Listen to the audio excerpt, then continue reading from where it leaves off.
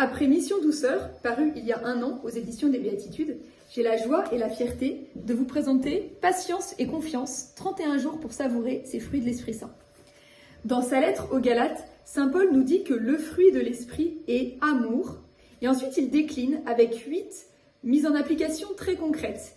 Le fruit de l'Esprit est amour, douceur, patience, confiance, joie, bonté, bienveillance, paix, etc., etc. Ces 8 mises en application très concrètes, elles nous aident à vivre un amour pour les autres qui soit vraiment incarné dans notre vie quotidienne. Parce que l'amour, ça peut paraître un petit peu abstrait. Aime ton prochain, oui, mais c'est très vague. Alors que quand on réfléchit à la patience, à la confiance ou à la douceur, ça devient très concret. Alors pourquoi la patience et la confiance ? La patience d'abord parce que la patience d'une mère de famille en particulier, elle est mise à rude épreuve.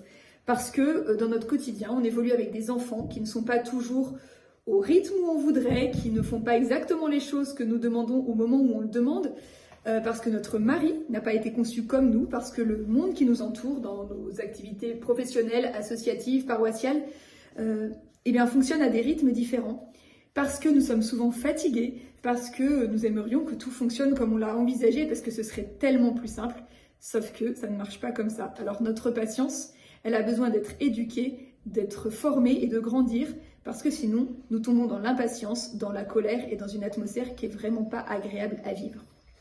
Et pourquoi lier patience et confiance ?